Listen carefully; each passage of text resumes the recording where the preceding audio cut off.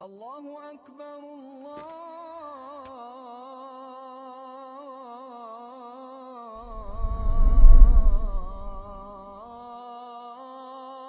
أكبر.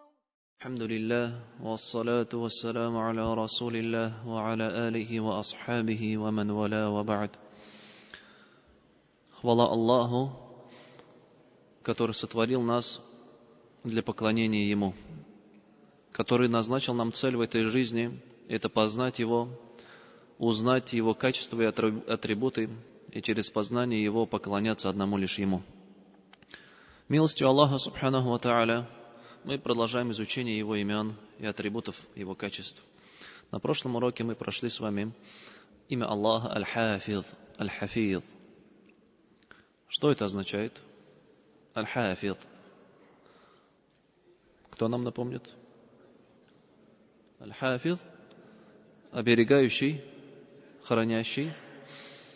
То есть он тот, кто оберегает своих рабов от бедствий,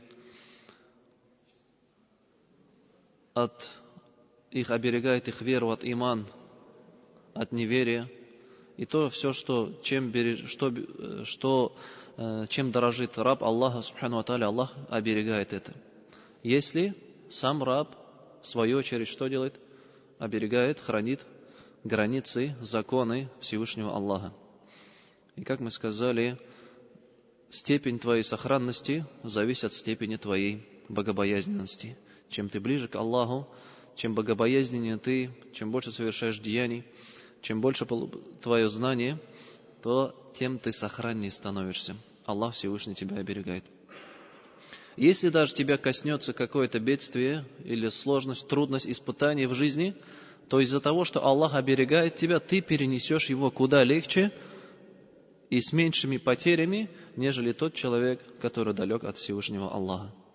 Как мы это наблюдаем, порой человек, верующий, его постигают такие сложности, такие трудности, но он, милостью Всевышнего, проходит это испытание с легкостью. И в итоге оно еще оборачивается ему во благо. А человек же, который далек от Аллаха, порой из-за малейшего недостатка, из-за малейшего испытания, из-за малейшей трудности в жизни, он теряет надежду, теряет смысл и вплоть до того доходит до самоубийства и суицида. Потому что человек что? Его Аллах не оберегает. Его не оберегает Аллах, так как он, в свою очередь, не оберегает границы и религию Аллаха Всевышнего. Сегодня же мы с вами перейдем к имени Аллаха Аль-Вали, Аль-Мауля. Аль-Вали и Аль-Мауля. Два имени. Аль-Вали, Аль-Мауля, которые образовываются от слова Аль-Валью. Валью. Валия. Валью. Что это означает? Это означает быть близким. Быть близким. Также вали, тот, который помогает. Также валием называют того, кто берет на себя труд или обязанности какого-то другого человека. То есть является покровителем какого-то человека. Например, вали, ты кому-то поручил за тебя продать твое имущество. Этот человек является кем? Он является твоим наместником, валием. Тоже называется вали. Вали женщины в никахе есть. Это ее опекун. То есть в арабском языке вали применяется во многих значениях. Значит, вали это валь-валью, это быть близким, это оказывать поддержку, помогать, это брать на себя чье-то дело, быть наместником, управлять этим делом и также покровительствовать над кем-то. Также аль-виляя, то есть от этого слова много у нас происходит других слов. Аль-виляя, например, это есть власть. В хадисе пророк, саллаллаху алейхи вассалям, говорит: «Куль бияминика ва куль мимма ялика». Ешь правой рукой и ешь от того, что ялика, вот этот глагол применяется, от того, что близко к тебе. Тоже вот этот глагол применяется. Ешь правым, куль бияминика, ешь правой рукой и ешь от того, что находится ближе к тебе. То есть это имя, это слово применяется во многих смыслах. Также многих близких родственников называют вали. И имя Аль-Вали Аллаха приходит во многих аятах. Например, в суре Бакара 257 аяте «Аллаху валию алладина аману юхриджухум мин адh-dhulumati иля ан-нур». Аллах является покровителем, валием тех, которые уверовали. Он выводит их из тьмы к свету. Мин адh-dhulumati, из мрака, из тьмы, он выводит их к нуру, к свету от неверия, от тьмы неверия, от мрака неверия и невежества он выводит верующих к чему? К свету имана и знания. Валлаху а'ламу би'а'даикум ва кафа биллахи валия ва кафа биллахи насира. И Аллаху известно о ваших врагах. А тех, которые желают вам навредить, Аллах знает их всех. Аллаху известно о ваших врагах, знает тех, которые хотят вам вреда, хотят вам как-то испортить жизнь. Аллах о них знает. И что говорит? «Вакафа билляхи валия». И достаточно вам Аллаха как покровителя. «Вакафа билляхи насира». И достаточно Аллаха вам как помощника. «Иннама валиюкум Аллаху ва расулюху валладина аману». Воистину вашими покровителями, аулия, являются Аллах, Его пророк и верующие. То есть вы должны искать покровительство лишь у Аллаха, или у пророка, саллаллаху алейхи вассалям, или же у верующих. «Анта валиюна фагфир лана вархамна, ва анта хайрул гафирин». Дуа: «О Аллах, Ты наш, о Аллах, прости нам, ведь Ты наш вали, Ты наш покровитель, и воистину Ты наилучший из прощающих». Много очень аятов приходит. Что касается имени Аль-Мауля, Аль-Мауля дает нам такой же смысл. Дает же такой же смысл, можем перевести на русский, как покровитель. В 12 аятах в Коране это имя приходит. Аллах говорит: «Ва'фу анна вагфир лана вархамна анта мауляна фансурна аля аль-каумил кафирин». В последнем аяте суры какой? Аль-Бакара.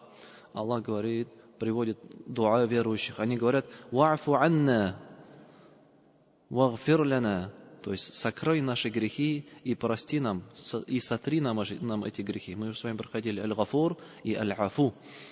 Сокрой нам наши грехи и что? И сотри нам эти наши грехи, вархамна, и будь милостив к нам. Анта мауляна, воистину Ты наш покровитель. Анта мауляна. ثم ردوا إلى الله مولاهم الحق ألا له الحكم وهو أسرع الحاسبين.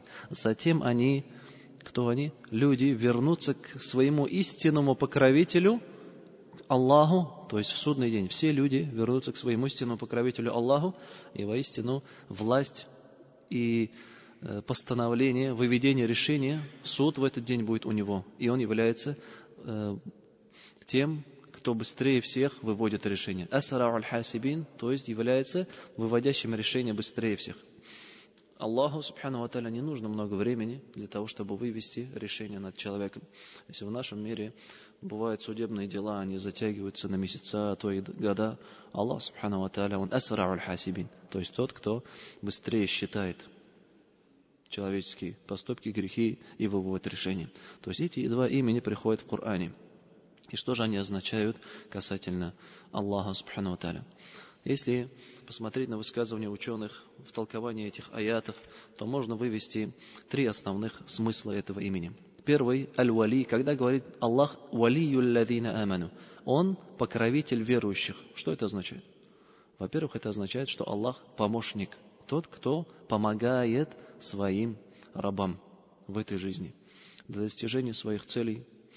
Он помогает им, даруя свои блага им, пропитание, знание, веру, иман, богобоязненность, пути к покаянию. Мы уже с вами проходили Аллах ат-Тауаб, то есть тауба, то, что ты можешь покаяться, это тоже Аллах, субхану ва тааля, тебя наставил на этот путь покаяния.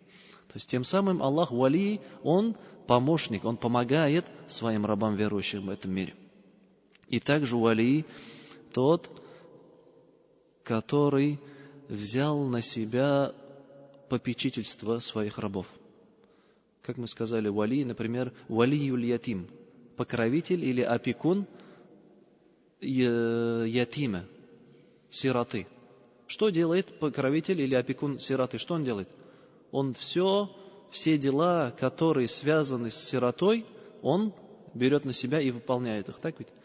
То есть его кормление, его одеяние, его воспитание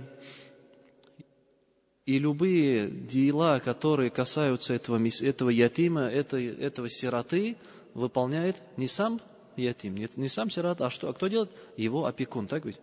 И Аллах, субхану ва тааля, когда говорит «Валию лладина аман», он опекун, покровитель верующих. То есть все дела Аллах, субхану ва тааля, он это берет.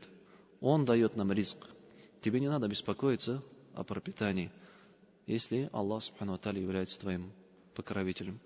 Не надо беспокоиться о других мирских вещах. И излишне переживать об этих вопросах. Нужно что? Полагаться на Аллаха Всевышнего и просить у Него поддержки, чтобы Он стал твоим покровителем и даровал тебе поддержку в твоей жизни. То есть помощник, покровитель, который берет это на себя, вот эти все наши стремления, наши желания, наши нужды, Аллах Субхану ва Тааля, Он сам дарует, выполняет, если ты заслужил этого, и Он является твоим покровителем, и ты являешься Его приближенным рабом. И также аль-вали, третий смысл, он тот, который является управляющим, тот, в чьих руках власть над своими творениями. И тут не только касается верующих, а вообще все творения, Аллах является покровителем всех творений, в том смысле, что они все находятся под Его властью, и Он управляет ими так, как Он пожелает, по своей мудрости и по своей справедливости. То есть из аятов Корана 3 вот этих основных смысла выводятся. Первый, Аллах аль-вали, когда говорит Аллах вали, Он значит помощник.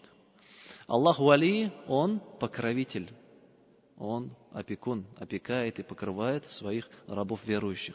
И третье, вали, Он тот, который управляет, который является повелителем всех своих творений. И сюда входят как верующие, так и неверующие. Если первые два, помощник и покровитель, они касаются только рабов верующих, то третье, это власть, управление, это сюда все входят.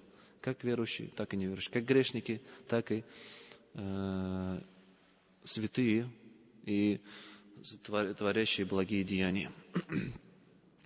Аллах Всевышний, Субханаху ва Тааля, Он покровитель верующих, помогает им в этой жизни, оказывает им всяческую поддержку и лишает их нужды.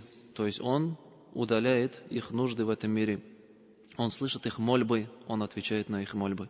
Он близок к ним, Он оказывает им свою поддержку, и они постоянно обращаются к Нему с мольбами.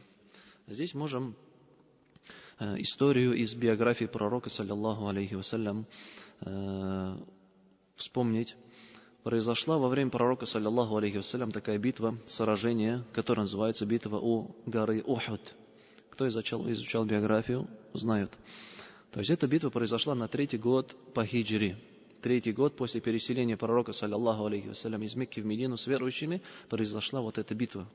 Это когда 3000, то есть войска многобожников, неверующих из Мекки и из окружающих ее племен собралось 3000 войск и двинулись в Медину.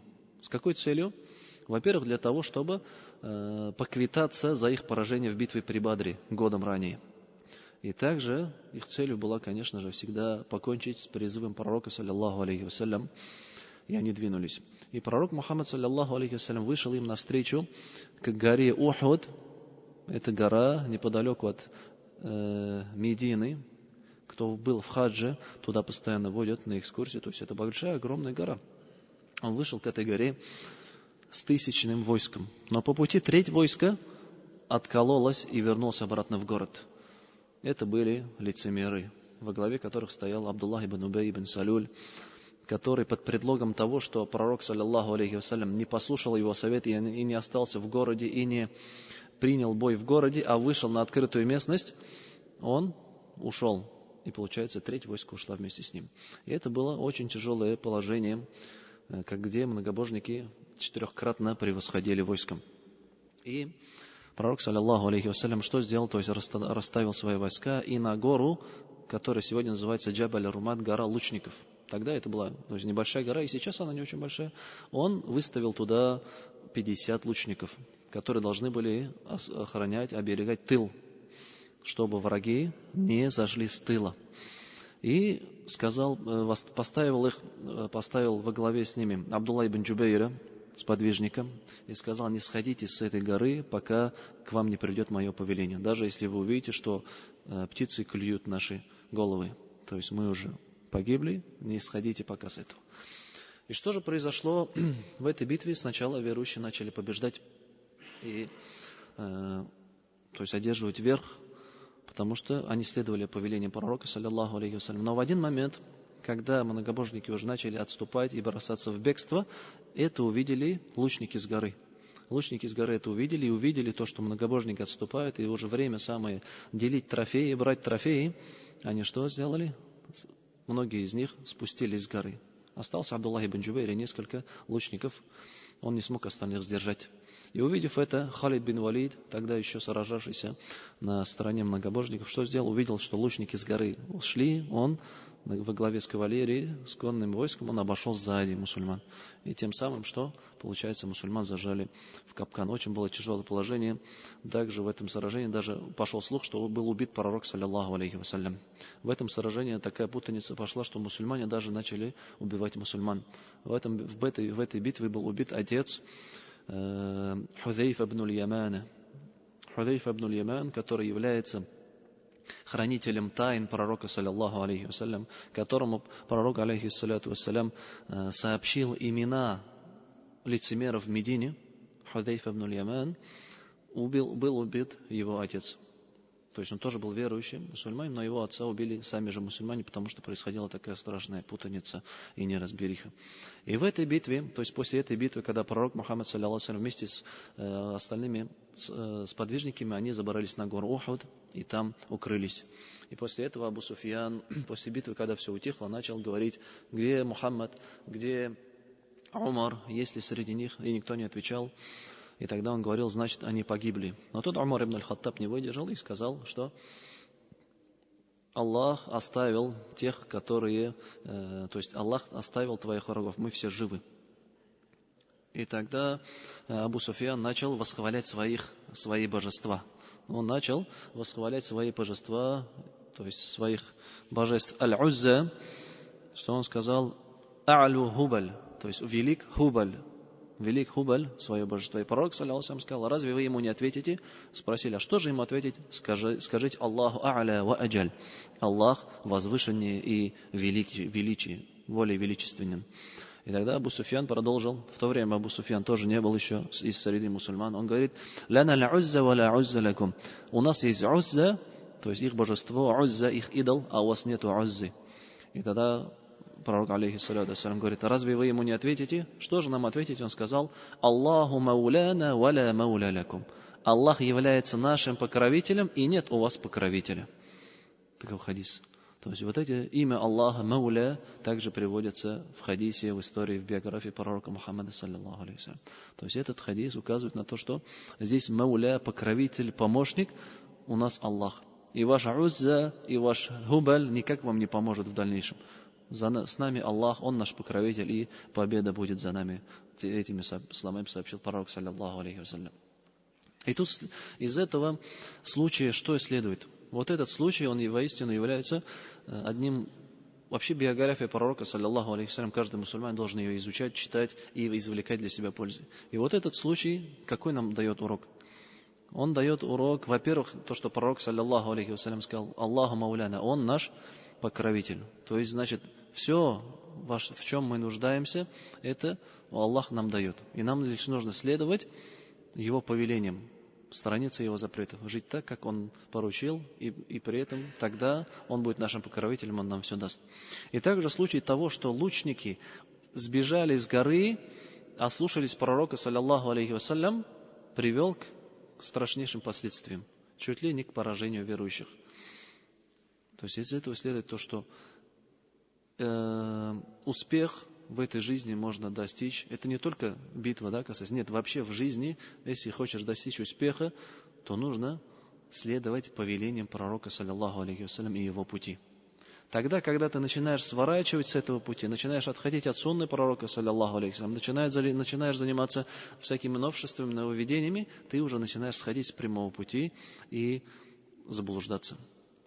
Куллю бид'атин далаля. Каждое новшество это есть заблуждение, сказал пророк, саллаллаху алейхи вассалям. То есть истина одна, а каждое новшество в религии это есть заблуждение, которое не приведет тебя к успеху, а приведет лишь к поражению. И также здесь, зачем погнались эти сподвижники-лучники? Зачем они погнались?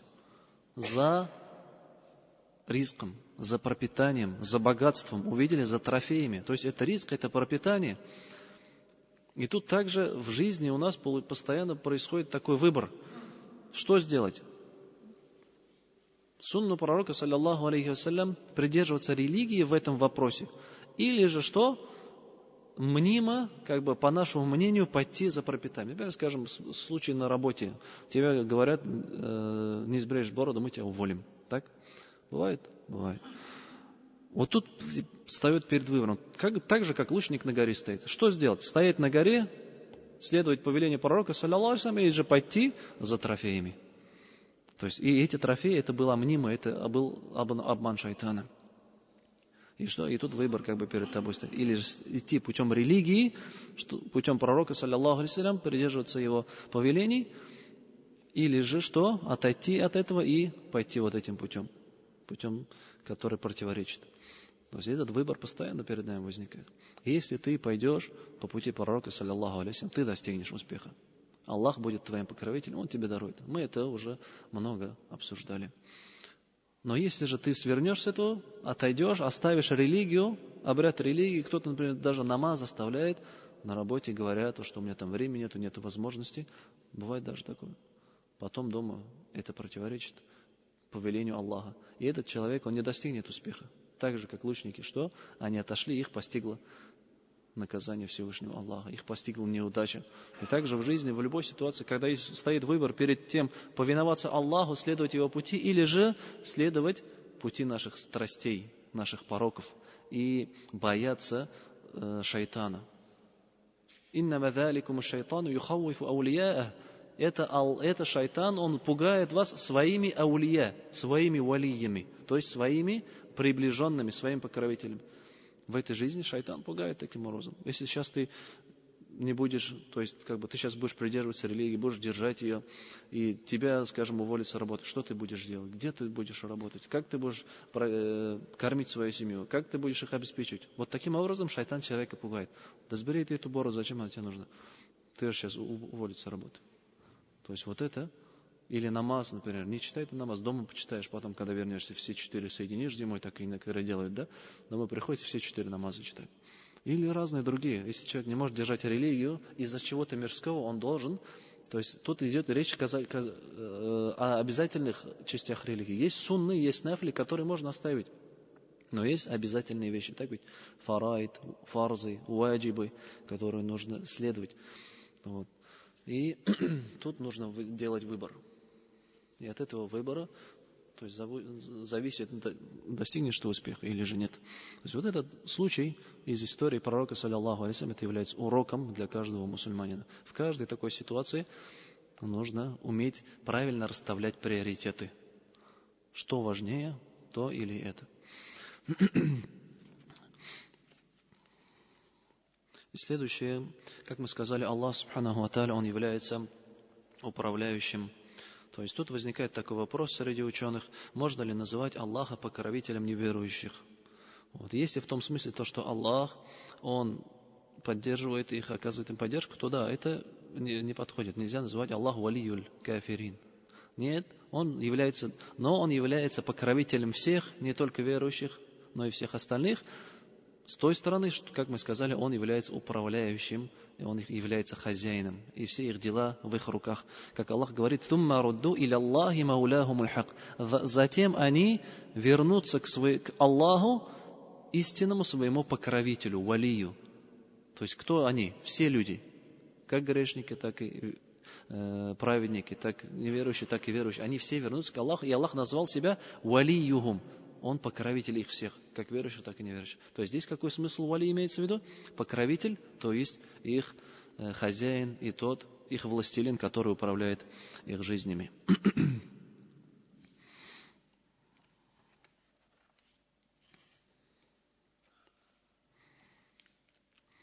И Аллах, субханаху ва тааля,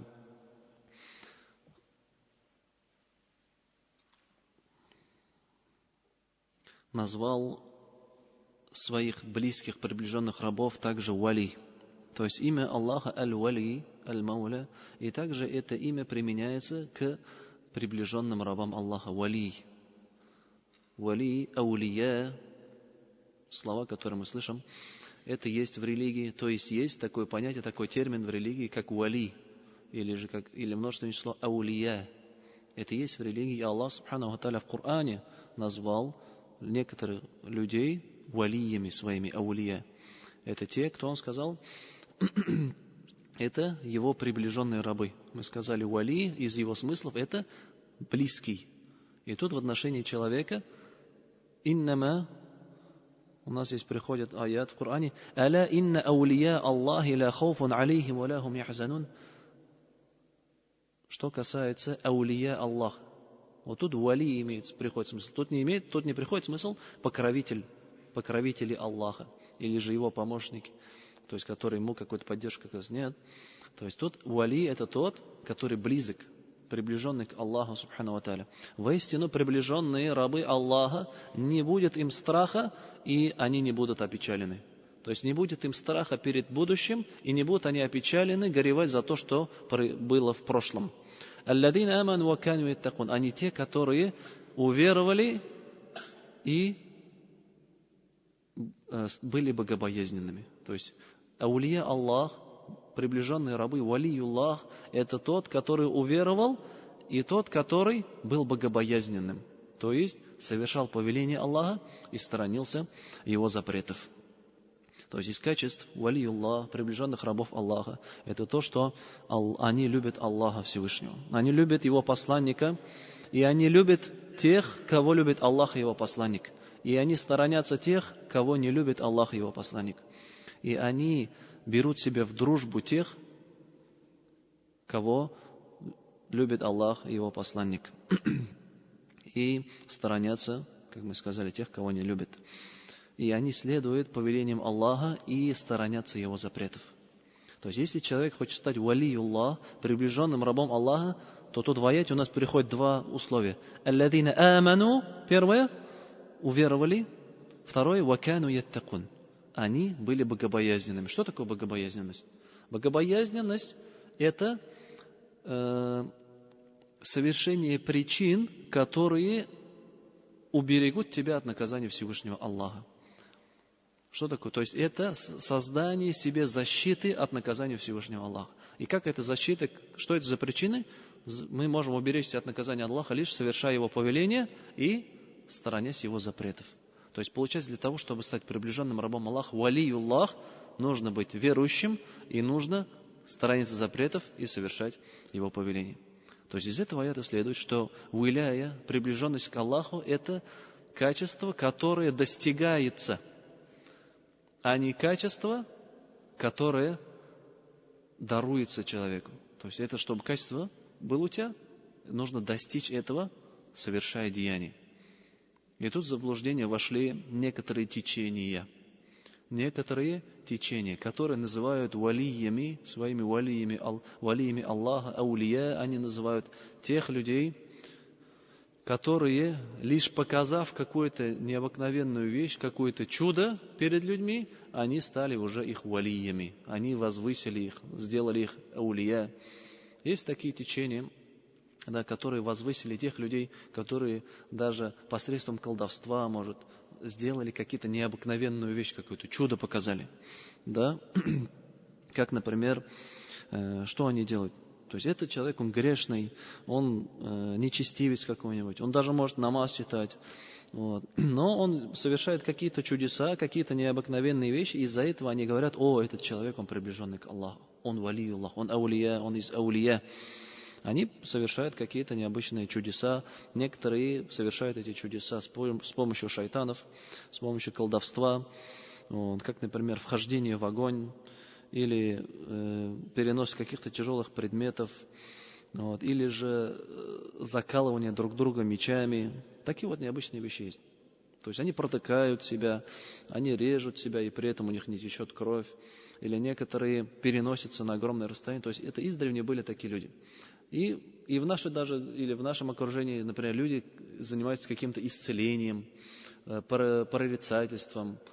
Пишут там, что какая-то такая-то женщина, она, то есть помогает, она исцеляет. То есть занимается какими-то необычными вещами, чудесами. И это, то, что это есть какое-то, что человек какими-то чудесами занимается, это не признак того, что он является приближенным к Аллаху, нет. Он может быть приближенным к шайтану. Эти чудеса, они могут быть посредством джиннов, посредством шайтанов. А приближенный к Аллаху же это тот, который в Коране выполнил эти два условия. Он был верующим, и он был богобоязненным. Поэтому же ученые до нас говорили, если ты видишь человека, который летит по воздуху или ходит по воде, или показывает необыкновенные чудеса, ты сначала узнай, следует ли он пути Аллаха и пути пророка, саллаллаху алейхи вассалям.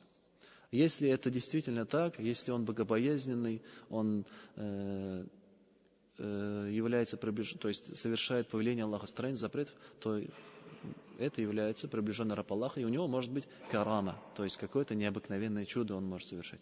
И во время сподвижников такие вещи были, разные чудеса, это не отрицается. Но если же он человек далекий от религии, он совершает разные нечестия, разные грехи, то этот человек не является приближенным рабом Аллаха. Он приближенный раб шайтана, и нет в этом сомнения. И значит, приближенность к Аллаху, чтобы стать валием Аллаха, приближенным рабом, нужно совершать деяния. Если ты станешь приближенным рабом Аллаха, он станет твоим покровителем в этом мире, и все твои нужды, все твои желания, все твои дуа, иншаллах, он будет отвечать и будет покровительствовать. Он возьмет опеку над тобой на себя. И поэтому каждый мусульманин должен в этом мире стремиться к поддержке. И это не только в этом мире. Также вали Аллах покровительствует над верующими в судный день, прощая им грехи и защищая их от наказания адского. И открывая им двери в свое вечное блаженство, в вечное блаженство в своих райских садах. На этом, иншаллах, урок закончим. Субханак Аллахумма бихамдика, ашхаду ан ла илаха илля анта, астагфирука ва атубу илейк. Ассаламу алейкум ва рахматуллахи ва баракатух.